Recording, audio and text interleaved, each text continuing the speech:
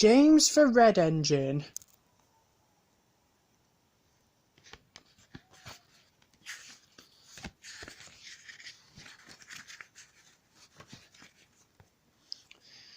This is a story about James the Red Engine. When he first arrived on Sodor, he was so busy thinking about his shiny red paint that he soon got into lots of trouble. I thought I might have to send him away.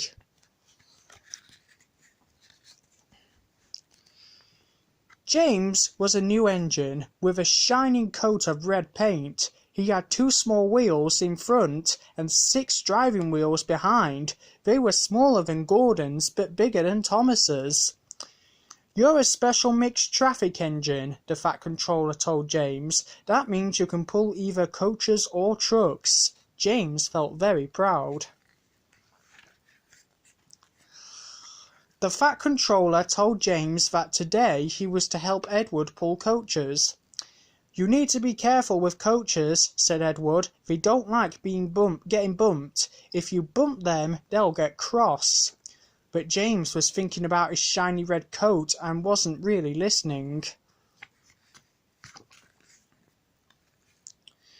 James and Edward took the coaches to the platform. A group of boys came over to admire James.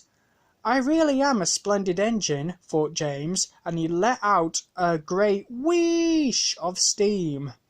Everyone jumped and a shower of water fell on the Fat Controller, soaking his brand new top hat. James thought he had better leave quickly before he got into trouble, so he pulled away from the platform. "Slow down," puffed Edward, who didn't like starting quickly. You're going too fast, grumbled the coaches. When James reached the next station, he shot past the platform. His driver had to back up so the passengers could get off the train. "The Fat Controller won't be pleased when he hears about this," his driver said. James and Edward set off again, and started to climb a hill. It's ever so steep, puffed James. At last they got to the top and pulled into the next station. James was panting so much that he got hiccups and frightened an old lady who dropped all her parcels. "Oh dear, the Fat Controller will be even crosser now," thought James. The next morning the Fat Controller spoke to James very sternly.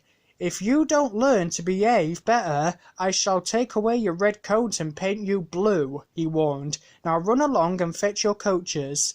James felt cross. "A splendid red engine like me shouldn't have to fetch his own coaches," he muttered. "I'll show them how to pull coaches," he said to himself. And he set off at top speed.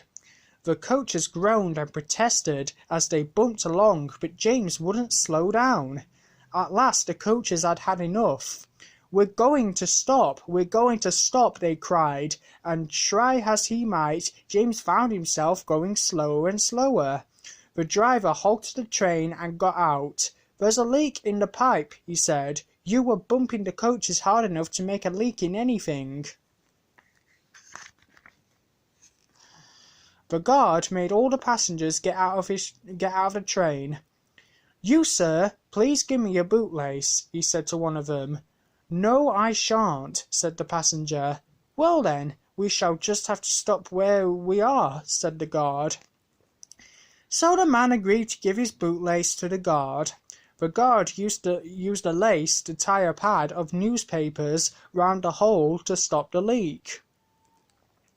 Now James was able to pull the train again, but he knew he was going to be in real trouble with the Fat Controller this time. When James got back, the Fat Controller was very angry with him indeed. For the next few days James was left alone in the shed in disgrace. He wasn't even allowed to push coaches and trucks in the yard. He felt very sad.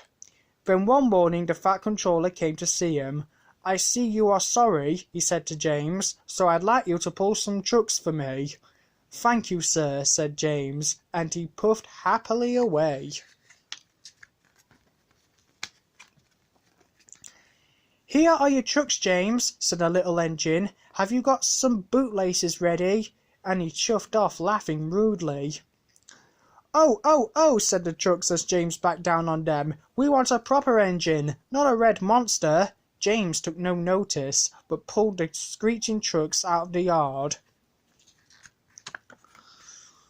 James started to heave the trucks up the hill, puffing and panting.